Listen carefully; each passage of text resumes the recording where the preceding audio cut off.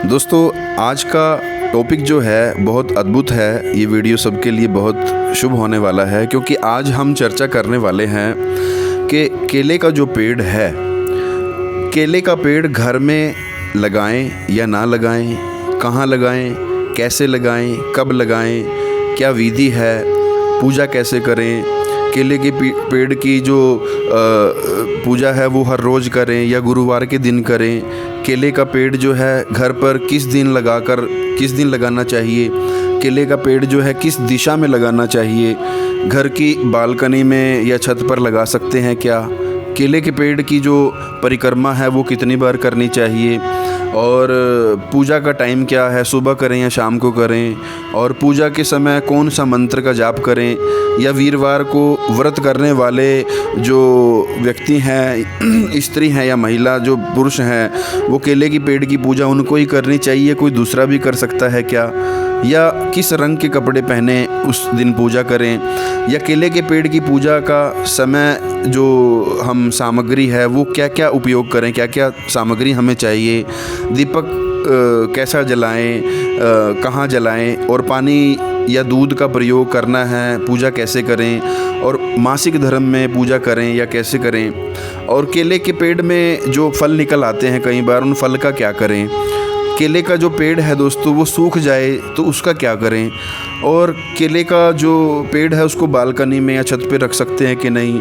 और दोस्तों, कुछ ऐसे लोगों ने भी बात पूछी है कि दूसरे के घर में केले का जो पेड़ लगा है उसको वहाँ से उखाड़ करके हम अपने घर में लगा सकते हैं कि नहीं। और ये भी पूछा है दोस्तों कमेंट में कि 2 केले के पेड़ लगा सकते हैं कि नहीं, जोड़ा एक साथ घर में लगा सकते हैं कि नहीं।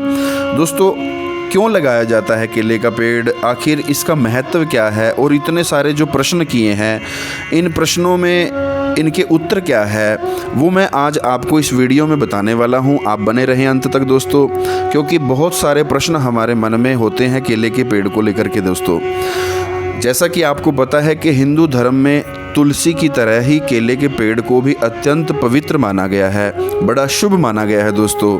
लेकिन अनेक विद्वान केले के पेड़ को लेकर के घर में लगाने को लेकर के अपने अपने मत बताते हैं और तर्क भी इसके ऊपर करते हैं। हम आपको बताते हैं दोस्तों कि केले का जो पेड़ है घर में लगाना शुभ होता है या नहीं, और यदि शुभ है तो कैसे, अशुभ है तो कैसे।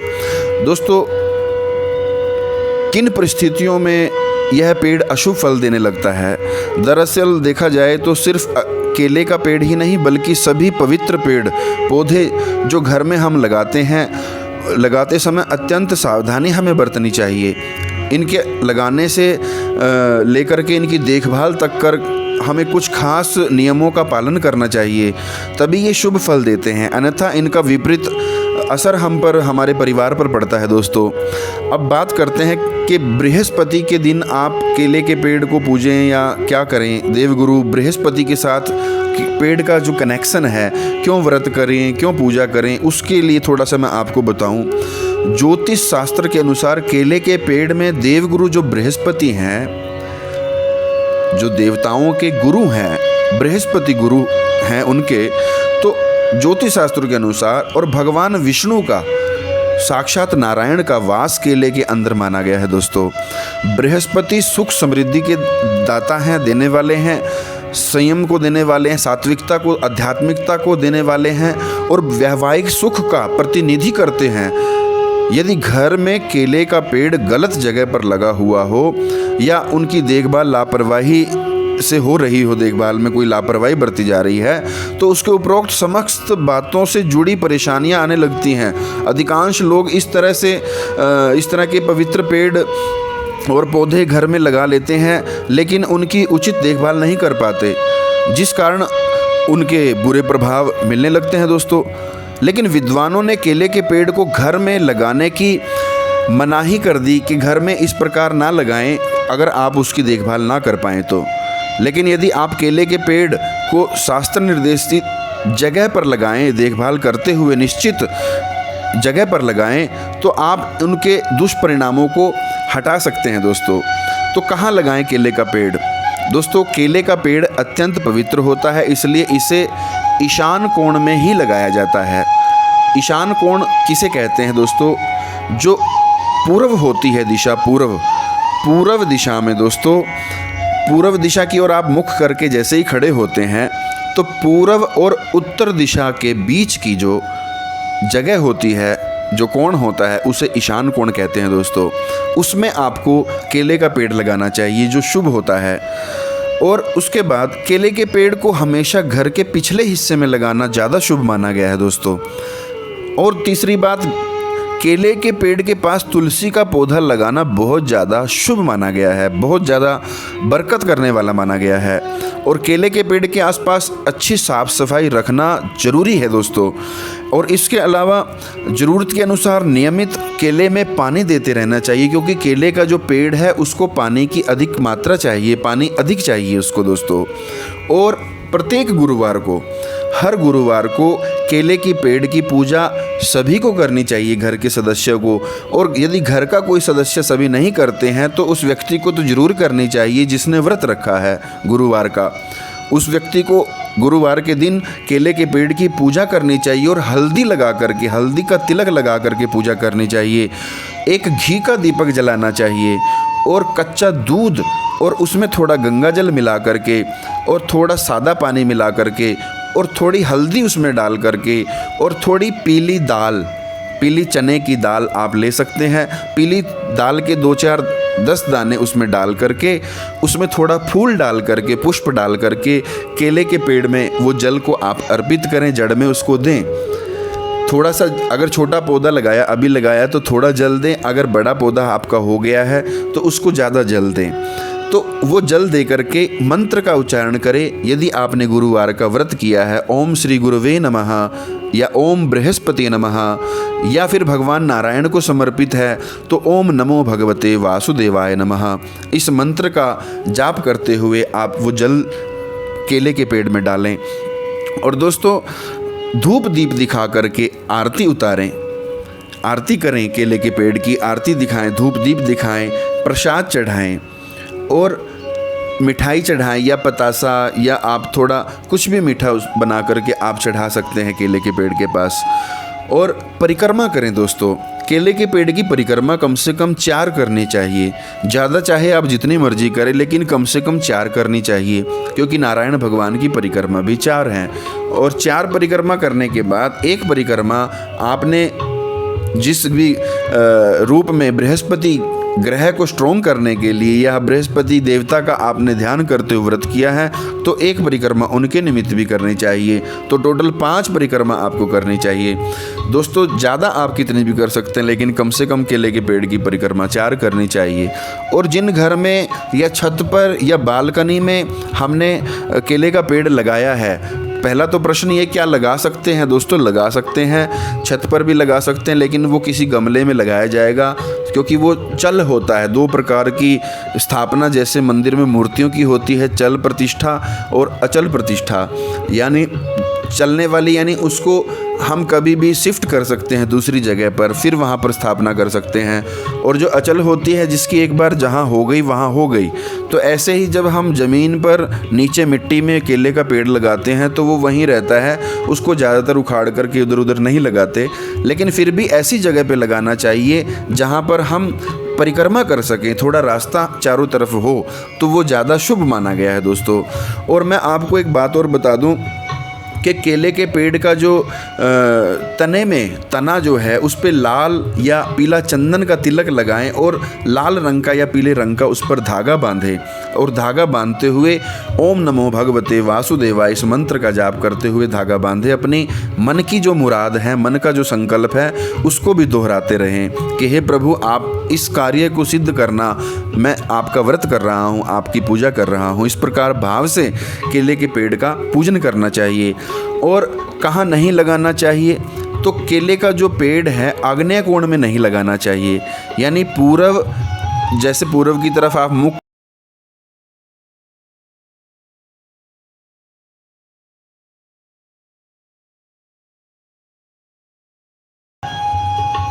दोस्तों, कहाँ नहीं लगाना चाहिए केले का पेड़?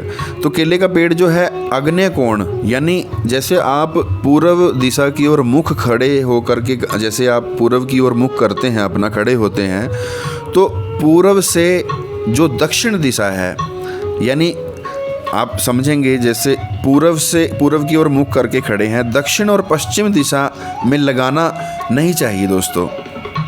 इस बात को थोड़ा ध्यान रखें। आग्नेय कोण दक्षिण और पश्चिम दिशा में नहीं लगाना चाहिए।